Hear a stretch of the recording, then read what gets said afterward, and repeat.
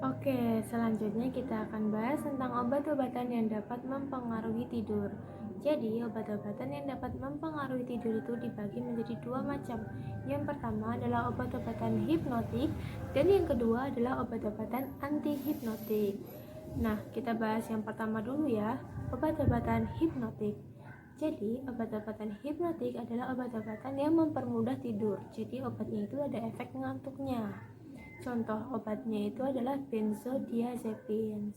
Biasanya dokter-dokter itu meresepkan benzodiazepin ini untuk menurunkan atau mengurangi kecemasan. Nah, dalam penggunaannya, benzodiazepin ini apabila digunakan secara kronis akan menimbulkan 4 komplikasi, yaitu yang pertama, untuk mempertahankan efektivitas obat-obatannya. Nah, pasien harus menambah dosis yang semakin lama semakin besar. Yang kedua, penghentian terapi benzodiazepin setelah penggunaan kronis akan menimbulkan masalah baru seperti insomnia. Yang ketiga, penggunaan kronis benzodiazepin ini akan merubah pola tidur normal. Dan yang terakhir, penggunaan kronis benzodiazepin ini bersifat adiktif. Terus yang kedua adalah obat-obatan antihipnotik. Nah, obat-obatan antihipnotik ini juga dibagi lagi menjadi dua, yaitu stimulan dan antidepresan. Nah, kalau misal hipnotik tadi mempermudah tidur, nah kalau misal antihipnotik ini berarti menurunkan aktivitas mental dan mengurangi respon kita terhadap rangsangan emosi, sehingga akan menyebabkan menenangkan. Jadi efeknya itu menenangkan. Nah, penggunaan obat antihipnotik secara teratur juga akan menyebabkan efek samping yang dapat merugikan tubuh kita, seperti kecanduan, gangguan pola tidur, ataupun kehilangan nafsu makan. Nah, selain dua golongan obat tadi, ada juga hormon dalam tubuh kita yang mempengaruhi tidur kita. Namanya adalah hormon melatonin. Nah, ini hormonnya ini itu diproduksi di kelenjar pineal. Kelenjar ini berfungsi untuk mengatur ritme sirkadian tubuh dan mengatur siklus tidur harian kita. Nah, jumlah melatonin ini akan meningkat pada malam hari dan akan menurun pada pagi hari. Dan jumlah melatonin ini juga akan meningkat ketika cahaya yang kita dapatkan itu tuh sedikit. Jadi semakin terang cahaya, kondisi melatonin kita tuh akan semakin sedikit. Nah, ketika jumlah melatonin ini meningkat, hormon stres atau hormon kortisol dalam tubuh itu akan mengalami penurunan, sehingga laju pernapasan akan ikut menurun dan kelopak mata akan mulai terkulai sehingga orang bisa tertidur. Next ke pembahasan selanjutnya yaitu tentang gangguan tidur. Di sini gangguan tidur yang pertama akan saya jelaskan yaitu tentang insomnia. Nah, insomnia ini disebabkan salah satunya karena obat hipnotik tadi, benzodiazepin tadi.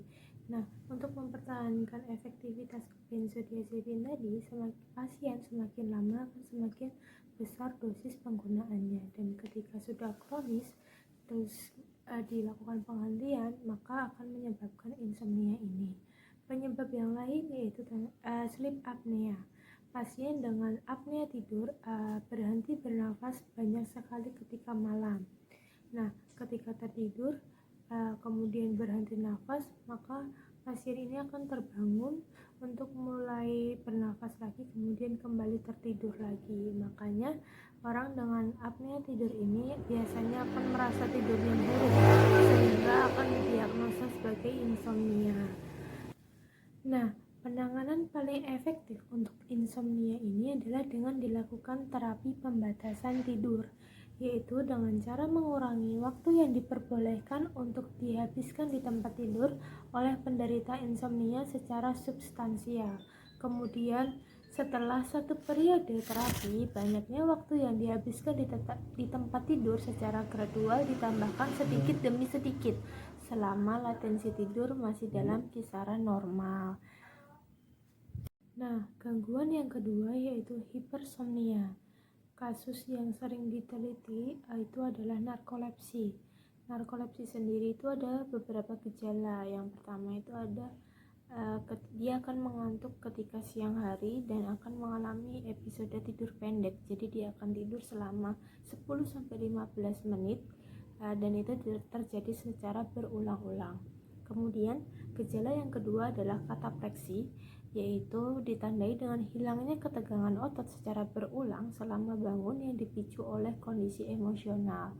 Kemudian ada juga sleep paralysis, yaitu ketidakmampuan otot untuk bergerak tepat setelah ketika seseorang tertidur atau hendak terbangun.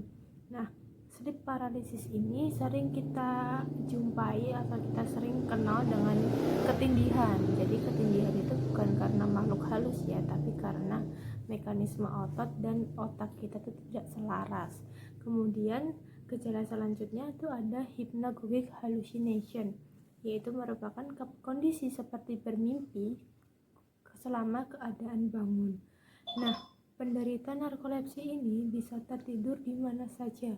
Misalnya ketika dia sedang makan, dia sedang ngobrol sama orang, ataupun bahkan ketika dia sedang bercinta, dia bisa tidur.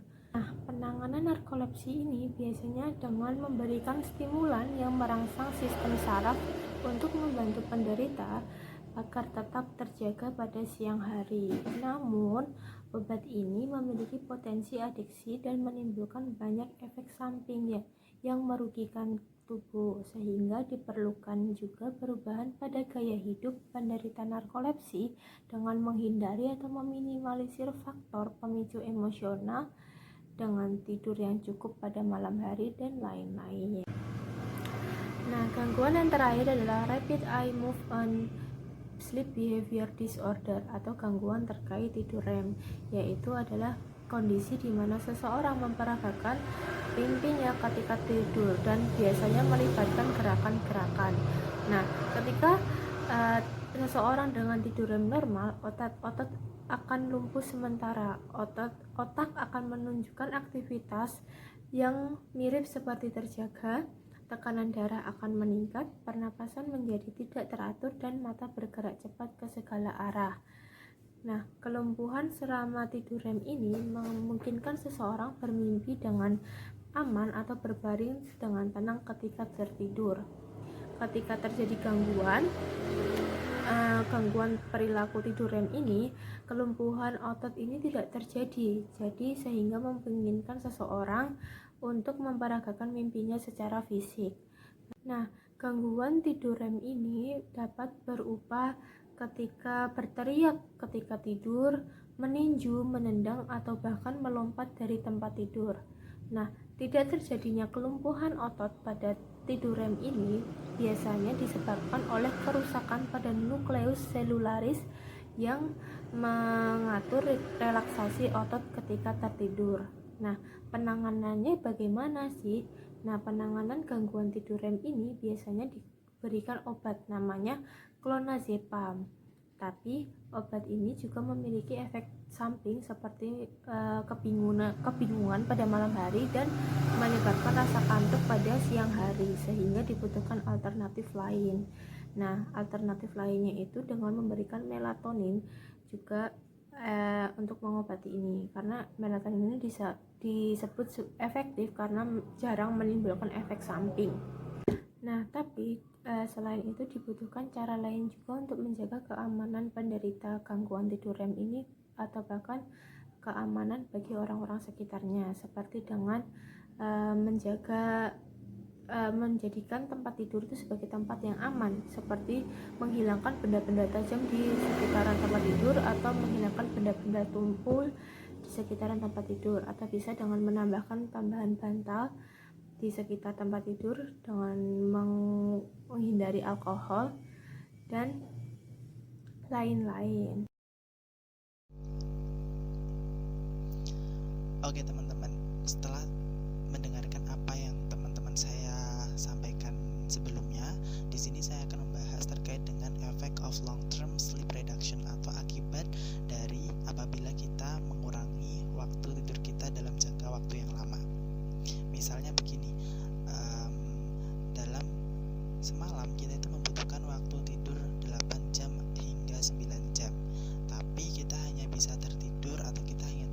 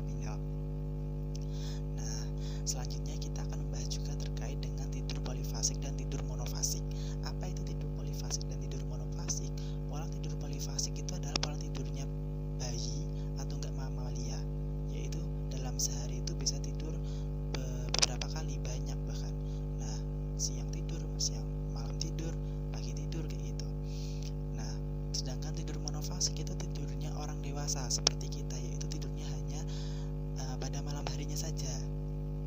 Nah, di situ Kak Pinal itu ingin mencari tahu tidur yang baik itu bagaimana sih bagi orang dewasa gitu. Ternyata tidur yang baik, yang paling baik itu adalah tidur polifasik yang harus diterapkan oleh orang-orang dewasa, yaitu pada malam harinya tidur, pada siang harinya itu juga tidur. Begitu. Tapi tidurnya hanya sebentar pada siang harinya atau disebut dengan tidur nap gitu. Nah, perlu diingat juga bahwasanya penelitian Pak Pinel ini harus berkelanjutan juga, jadi nggak apa namanya, masih akan dilakukan penelitian yang lebih banyak lagi untuk mengungkapkan data yang lebih valid lagi begitu. Nah, selanjutnya perlu diingat bahwa mengurangi waktu tidur itu bukan karena kita begadang, tapi kita ingin memulai aktivitasnya itu pada jam itu gitu. Misalnya kita tidur di jam 9, nah kita ingin memulai aktivitas kita itu pada pagi hari di jam 3 begitu. Nah, seperti itu, bukan karena kita begadang. Mengurangi waktu tidur itu bukan karena kita begadang, tapi karena kita ingin memulai aktivitas kita pada dini hari gitu. Seperti itu. Nah, itu tadi pembahasan terkait dari effect of long term sleep reduction. Jadi tidak ada akibat yang ditimbulkan dari perilaku apabila kita mengurangi waktu tidur kita. Nah, oke, itu tadi ya apa yang dapat saya sampaikan. Saya mohon maaf apabila banyak kekurangannya. Nah, selanjutnya terima kasih kepada teman-teman semua yang telah mendengarkan apa yang kelompok kami presentasikan, dan kami mohon maaf apabila banyak kekurangan. Apabila ada pertanyaan bisa disampaikan dalam forum diskusi nanti. Sekian dan terima kasih. Jika ada salahnya